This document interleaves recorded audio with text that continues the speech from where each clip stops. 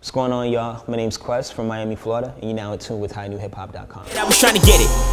Every single morning, took the bus and hit the studio, my nigga. I was living on a mission. I've been dropping music since 2008. Like, I've been rapping since I was 7. I've been putting out music since I was 18. So I was dropping mixtape after mixtape after mixtape, pushing the blogs, trying to get on Two Dope Boys, trying to get on Hot New, trying to get on, all these different, all these different blog sites and just get heard. When Drake dropped So Far Gone, everything changed. It's like, okay, everything's accessible. Here's the internet, do what you gotta do. And Fear Not Failure was like my 9th tape. I had put in so much effort and sacrificed so much. And, I put it out on Hot New, and it was premature. And I didn't do things the right way, and I didn't see the results I wanted to see. And then following that, I was living with my father. Me and my father got evicted, and I found out like 2 weeks before, and I lost my car, and then I lost my job within like the same 2-3 week period. I was like 22 years old back in my mom's crib, and she had to like kick out my brother out of his room and put him on the couch so I could sleep in his bed. And I'm like, rap, you know what I mean? Like I gotta pay my light bill tomorrow, you know what I mean? Like, and I'm 22. This isn't the first time I've been back at my mom's crib. Like, this was like the 3rd, 4th time. So in that mindset, it's like, you can't rap. I'm like, I can't rap. I can't be trying to like reach out to, Shake and see if he can, post my shit up today, you know what I mean? Like, I gotta figure out my life. So that 2-year period, I just told myself I'm not gonna release music and I'm not gonna do anything until I feel like I have the platform to do what I need to do to be heard on the level that I need to be heard on. And so between those 2 years, I made my connections. I made music, but just kind of started to feel my sound, because Fear Not Failure was also a complete left turn. It was very electronic and very experimental.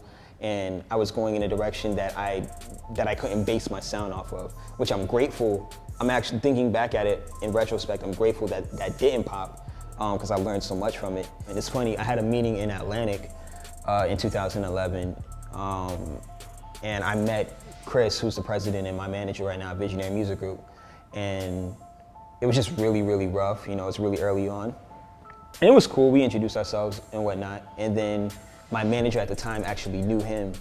And then Logic reached out to me via internet, and we just kind of all knew each other. And 2012, we had his first tour. I did like 5 dates in California, and that really helped me out a lot. And they kind of came at the right time in terms of where I was with my career and where I was with myself personally. Chris hit me up at like one of my lowest points, period. And, he introduced the thought of, me being a part of Visionary and going on tour on the Welcome to Forever tour with Logic back when he first got the XXL freshman list in 2013. And it was just the right time. It was just the right place, right time. And over the next course of 2 years, I just kind of honed my craft, and I toured a lot. And then, we released this project and we threw it out there. So my affiliation with BMG basically just kind of boils down to, being a part of BMG and, them just, really giving me a platform for me to tell my story. The numbers I was definitely surprised by. I was talking with my digital marketing dude, Dino, and we were just kind of like, all right, well, if we do like maybe 10,000, maybe first week probably, that'll be fantastic, we'll be good, you know what I mean? I had never done anything past, maybe like 5,000 downloads on a tape in a week or in a month, really.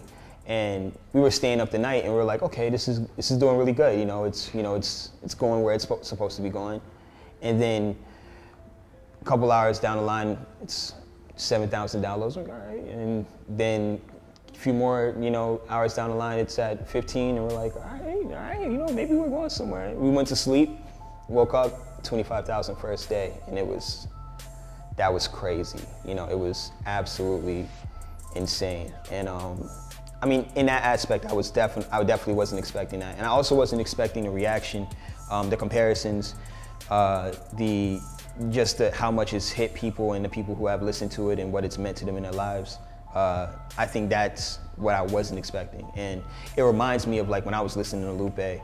When I was 16, I was listening to Lupe the Jedi, and all these new artists that were kind of on the bubble, and on the rise and whatnot, and listening to Reasonable Doubt, and listening to Late Registration, and listening to the old tapes the Freshman Adjustment, by Kanye, just being inspired and being like, yo, man, this is my life right now. And some of the comments I've seen, it's like, that's how I felt when I was getting that reaction. it's amazing, man. I wasn't expecting that at all, to be honest. You know, releasing these singles and dropping a mixtape from great criticism to, you know, some criticism that, you know, wasn't the greatest, but I still understood.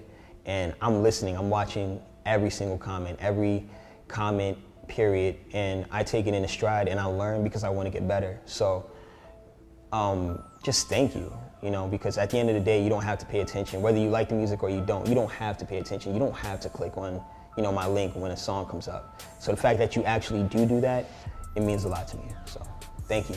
If it happened and they're like, yeah, no doubt, we want you to be a part of 2015 XXL, then fantastic, you know what I mean? But at the same time, I know it's not the end all be all. It's a great catapult towards where I'm trying to go and where I want to be ultimately.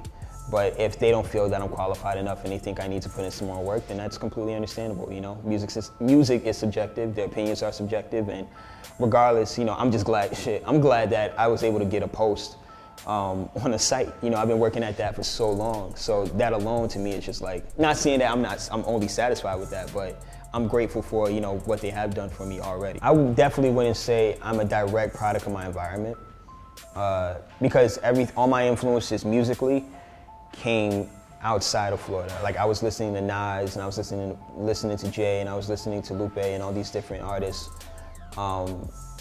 Not really different artists, but just artists that nobody was really bumping in Miami, you know what I'm saying? So I never really resonated with the Miami culture in general. But that's not to say that Miami's not my home. That's not to say that, you know, I don't have family in, you know, Opelika and Carroll City and Liberty City and all these different areas where I really know about, you know what I'm saying? Like I haven't had homies that are out there still struggling to this day. It's just that I'm not a direct reflection of Miami. But what's funny is I don't think there is a direct reflection of Miami at all yet, because we've had, and I mean, I say this that in terms of prominent of our culture as hip hop, you know, there was Uncle Luke, there was Trick Daddy, and then there was Rick Ross in terms of a national platform.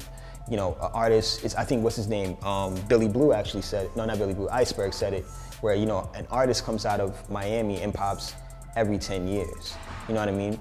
And I don't feel like we've had enough artists to come out of Miami to hit national mainstream attention for us to establish any type of identity, which is okay, because now we have this platform called the internet where we can actually start to establish that identity in some way. So you have a lot of dope artists that I genuinely fuck with, number one being Denzel Curry.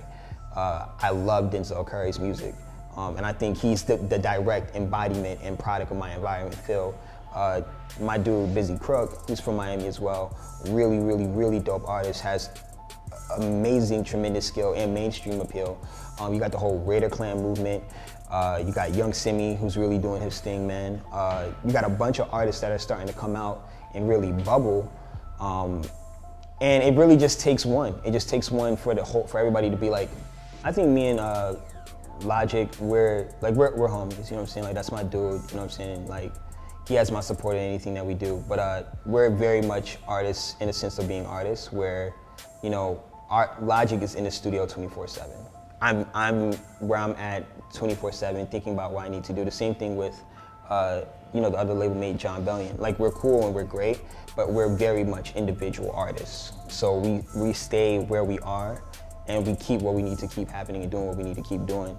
And I feel like that's what creates greatness. I'm all about organic. I'm not about forcing anything, especially when it comes to music and creativity. Nothing should be forced whatsoever. It should all be organic. It should all feel right.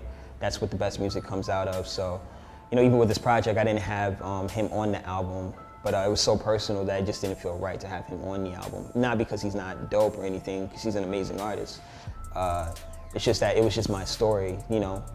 Just the same way where his album, you know, he doesn't have any features on the album, you know. It's just him rapping and telling his story. So, I mean, it could definitely happen in the future.